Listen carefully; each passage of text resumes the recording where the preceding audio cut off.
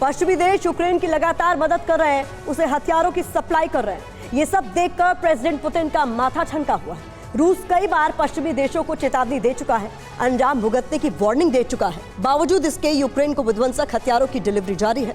मगर अब यूक्रेन के तमाम मददगारों पर न्यूक्लियर सुनामी का खतरा मंडराने लगा है। और इस बार पुतिन के टारगेट पर सिर्फ यूक्रेन नहीं, बल्कि यूरोप के कई सारे मुल्क हैं, जिनका नामो निशान खत्म करने के लिए पुतिन ने एटमी प्लान भी तैयार कर लिया है, वो भी महज 2 मिनट के भीतर। बेलारूस वाले वॉर फ्रंट से आखिर कैसे, देखिए।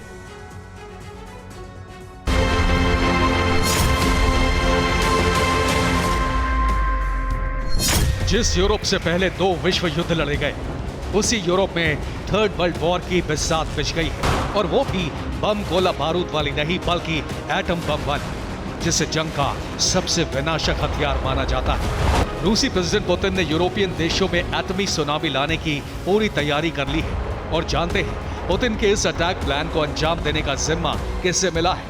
बेलारूस के प्रेसिडेंट अलेक्जेंडर लुकाशेंको को। यकीन ना हो तो बेलारूस के टीवी चैनल पर किए गए इस ऐलान को सुनिए। सुना आपने? बेलारूसी मीडिया सीधे तौर पर 2 यूरोपीय देशों को न्यूक्लियर अटैक की वार्निंग दे रहा है। खुलेआम पोलैंड और लिथुआनिया की राजधानी को एटमी हथियारों से तबाह करने की चेतावनी दे रहा है। जानते हैं क्यों? दरअसल रूस ने अपने न्यूक्लियर वेपन्स बेलारूस को दिए हैं। बेलारूस में रूस ने एटमी मिसाइलें भी तैनात की हैं। स्कंदर मिसाइल का जखीरा भी बेलारूस में मौजूद है। रूस से मिले परमाणु हथियारों के जखीरे और न्यूक्लियर मिसाइलों के दम पर बेलारूस सरेआम पोलैंड और लिथुआनिया को तहस नहस करने की धमकी दे रहा है। और इसकी वजह यह है कि यूक्रेन को पश्चिमी देश जो हथियारों की सप्लाई कर रहे हैं, वो पोलैंड की राजधानी वार्सा और लिथुआनिया की राजधानी विनियस के रास्ते ही कीव तक पहुंचाए जा रहे हैं। बस इसी वजह के चलते पुतिन ने अपने सहयोगी मुल्क बेलारूस में स्कंदर जैसे किलर मिसाइलों को तैनात किया है, ताकि जैसे ही पुतिन का इशारा हो, बेलारूस में मौजूद पुतिन के एटमी ब्रह्मास्त्र यूरोपीय देशों में विनाशक कोहराम मचा दे। बेलारूसी मीडिया एटमी हथियारों के दम पर जिस तरह यूरोप के 2 देशों को धमकी दे रहा है, जिस अंदाज में वार्सो और विनियस को एटमी बवंडर से तबाह करने की वार्निंग दे रहा है, अगर वाकई ये हकीकत में तब्दील हो गया तो यकीन मानिए पुतिन के एटमी प्रकोप से सिर्फ यूक्रेन ही नहीं, बल्कि यूरोप के इन देशों का बचना नामुमकिन है। क्योंकि रूस पहले ही ये वार्निंग दे चुका है कि जो भी मुल्क यूक्रेन के साथ खड़ा है, उसकी सैन्य मदद कर रहा है, उसे पुतिन नहीं बख्शने वाले। और मौजूदा वक्त में पूरी दुनिया ये बात जान रही है कि यूक्रेन के सपोर्ट में सबसे ज्यादा यूरोपीय देश और नेटो कंट्री ही है, जिनकी सीधी अदावत रूस से है। तो क्या यूक्रेन समेत यूरोप में फर्स्ट एटमी वॉर का आगाज होने वाला है?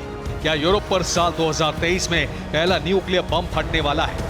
दरअसल यूक्रेन से वॉर के बीच रूस की बेलारूस फ्रंट पर जो एटमी तैयारियां जारी हैं, वो कहीं ना कहीं इसी बात का संकेत दे रहा है। आखिर कैसे, ये भी जान लीजिए।